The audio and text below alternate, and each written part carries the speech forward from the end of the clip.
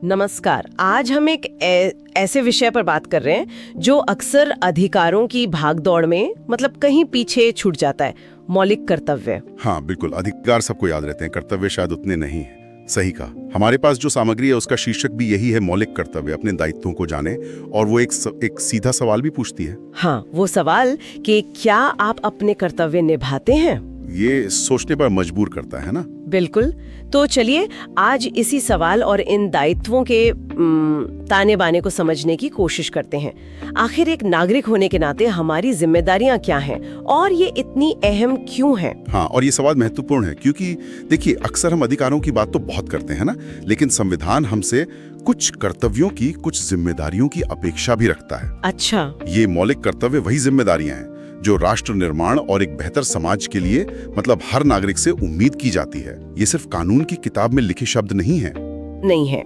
ये नागरिकता की भावना का हिस्सा है, जैसा आपने कहा। बिल्कुल सही कहा। लेकिन क्या आपको लगता है कि आम नागरिक इन कर्तव्यों को सिर्फ एक नियमों की लिस्ट से ज्यादा कुछ समझता है? कहीं ये सिर्फ स्कूल की किताबों तक ही तो सीमित नहीं रह गए? ये एक बहुत वाजिब सवाल है। असल में मौलिक कर्तव्यों को संविधान में बाद में जोड़ा गया था। हाँ, ये तो है। शायद इसी एहसास के साथ कि भाई अधिकारों का आनंद वो कर्तव्यों के बिना अधूरा है। इनका उद्देश्य था नागरिकों में, आप कह सकते हैं, अनुशासन और एक प्रतिबद्धता की भावना जगाना। जैसे कुछ उदाहरण देंगे? हाँ, जैसे संविधान का सम्मान करना, राष्ट्रीय ध्वज और राष्ट्रगान का आदर करना। ये सब राष्ट्रीय एकता की नींव है एक तरह से। और सिर्फ राष्ट्रीय प्रतीकों का सम्मान ही नहीं, बल्कि वो भाईचारे को बढ़ावा देना, महिलाओं का सम्मान करना, हमारी मिलीजुली संस्कृति की रक्षा करना, ये सब भी तो इन्हीं कर्तव्यों का हिस्सा है। बिल्कुल, ये सब शामिल है। ये बातें सुनने में तो बहुत अच्छी लगती हैं, आदर्श लगती हैं, पर रोजमर्रा की जिंदगी में इनका पालन वो कितना हो पाता है, ये एक सवाल है। और यहीं पर वो सवाल आता है, क्या आप अपने कर्तव्य निभाते हैं? इसका जवाब देखिए, आसान नहीं है। क्यों? क्योंकि ये कर्तव्य कानूनी रूप से बाध्यकारी नहीं है। इनके उल्लंघन पर कोई सजा नहीं मिलती, जैसे मौलिक अधिकारों के हनन पर मिलती है। अच्छा, ये कानूनी तौर पर लागू करने योग्य नहीं है। हाँ, लेकिन इनका नैतिक और सामाजिक महत्व वो बहुत गहरा है।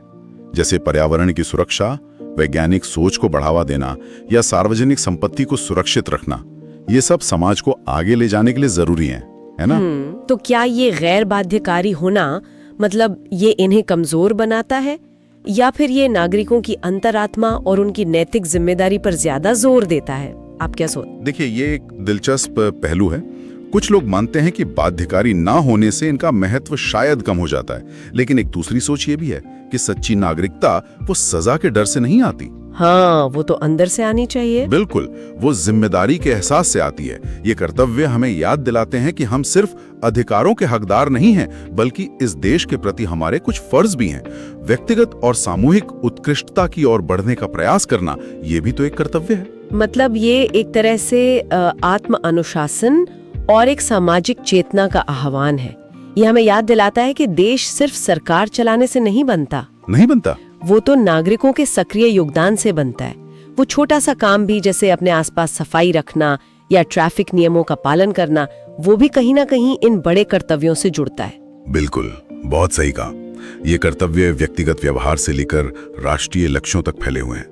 जब हम अपने बच्चों को स्कूल भेजते हैं या खुद ज्ञान प्राप्त करने का प्रयास करते हैं, तो हम वो उत्कृष्टता की ओर बढ़ने वाले कर्तव्य को निभा रहे होते हैं। हाँ। जब हम अलग अलग धर्मों और संस्कृतियों का सम्मान करते हैं, तो हम भाईचारे वाले कर्तव्यों को मजबूत कर रहे होते हैं। ये छोटी छोटी बातें मिलकर ही एक जिम्मेदार समाज बनाती हैं। तो हमारी आज की इस चर्चा का सार यही निकलता है कि मौलिक कर्तव्य सिर्फ किताबी बातें नहीं है, ये सक्रिय और जिम्मेदार नागरिकता का एक तरह से खाका है। हाँ, एक फ्रेमवर्क है। और वो जो शीर्षक था, अपने दायित्वों को जाने, वो असल में एक आमंत्रण है खुद को और समाज में अपनी भूमिका को बेहतर समझने का। और वो सवाल, क्या आप अपने कर्तव्य निभाते हैं, ये सिर्फ एक सवाल नहीं बल्कि एक आईना है ना? आईना है, बिल्कुल। ये हमें व्यक्तिगत और सामूहिक स्तर पर सोचने को कहता है कि हम एक बेहतर और मजबूत राष्ट्र बनाने में अपना क्या योगदान दे रहे हैं। ये एक निरंतर आत्म मूल्यांकन की प्रक्रिया है।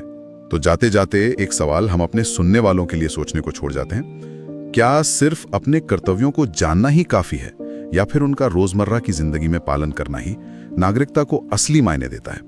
इस पर विचार जरूर किया जा सकता है।